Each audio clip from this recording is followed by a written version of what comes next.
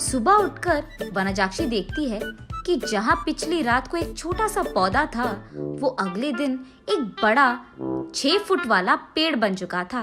और इतना ही नहीं, उनपे बैंगन भी इतने भरे भरे और 4 गुना बड़े भी उग गए थे।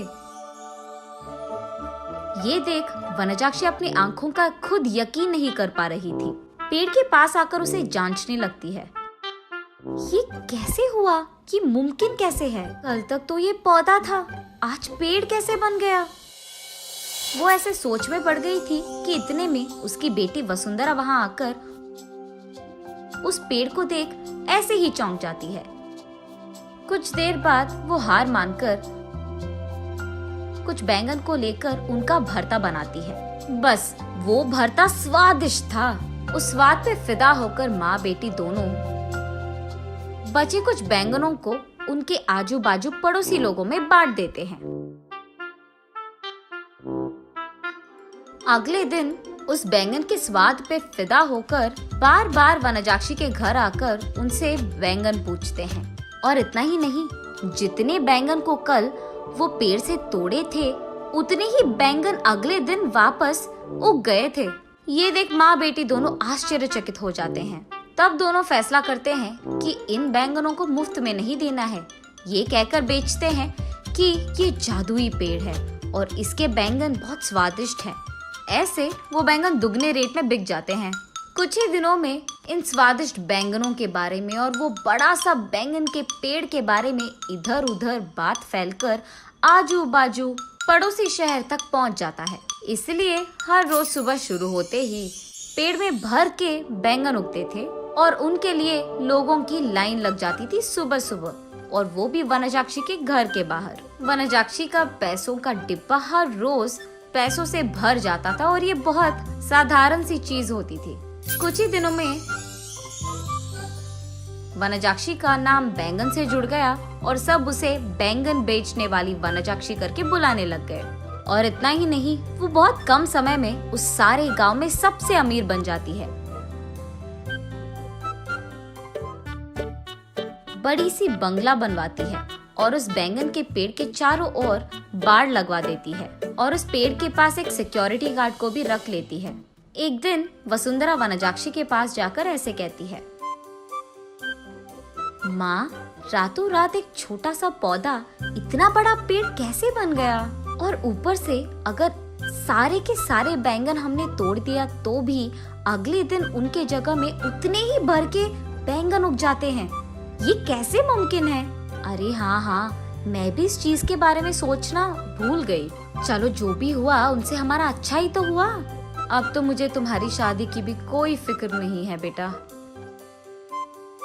ऐसे कहती है। और ठीक तभी वनजाक्षी को एक बात याद आती है। उस समय में जब भी वनजाक्षी के लिए रिश्ते लाते थे तो कुछ भी सेट नहीं होता था। अगर वसुंधरा को लड़का पसंद आ गया तो लड़के वालों को इनका दहेज नहीं पसंद आता था, और अगर लड़के ने वसुंधरा को पसंद कर लिया तो वसुंधरा को वो लड़का पसंद नहीं आता था। ऐसे बहुत सारे रिश्ते देख देख कर वनजाक्षी थक कर ये सोचने लगती है कि शायद उसकी बेटी के कुंडली में कोई दोष है, इसीलिए वो बहुत सारे पूजा पाठ करवाती रहती थी। ऐसे ही एक दिन वो मंदिर में पूजा करवा के घर लौटती रहती है। तब रास्ते में उसे एक बैंगन का टुकड़ा नजर आता है। उसे लेकर वो अपने घर के सामने रख देती है।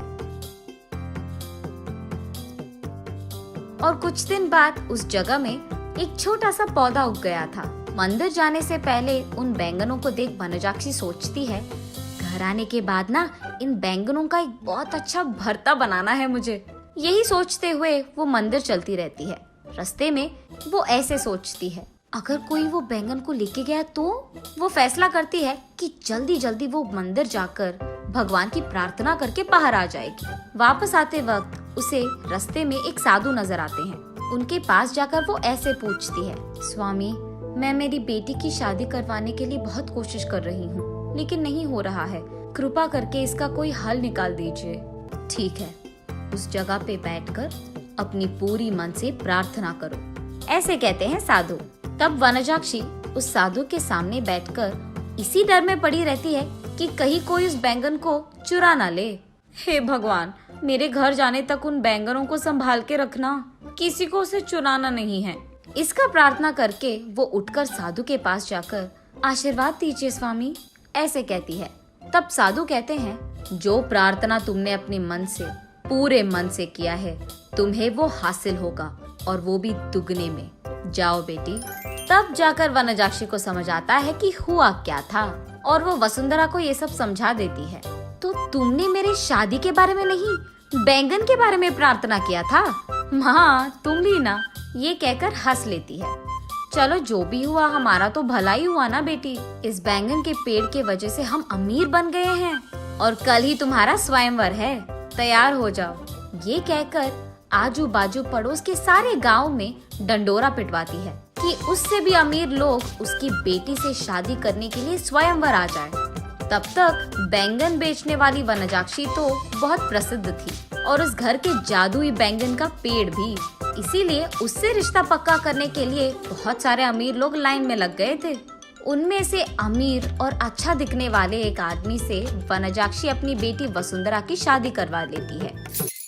कुछ दिन बाद जब उसके सारे जिम्मेदारियां खत्म हो गई थी, वनजाक्षी उस बैंगन के पेड़ के पास बैठकर ऐसे सोचने लगती है, उस दिन मुझे इस बैंगन के बारे में काश कुछ सोने का ख्याल आया होता।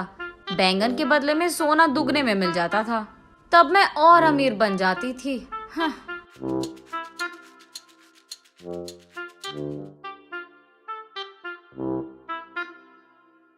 अगले दिन सुबह उठ के देखने पर उस बड़े बैंगन के पेड़ के जगह में वही पुराना वाला छोटा सा पौधा था जो वनजाक्षी ने वहां लगाया था। तब वनजाक्षी को पूरी बात समझ में आती है। आशा करना तो अच्छा ही है, लेकिन लालच करोगे तो निराशा ही मिलेगी।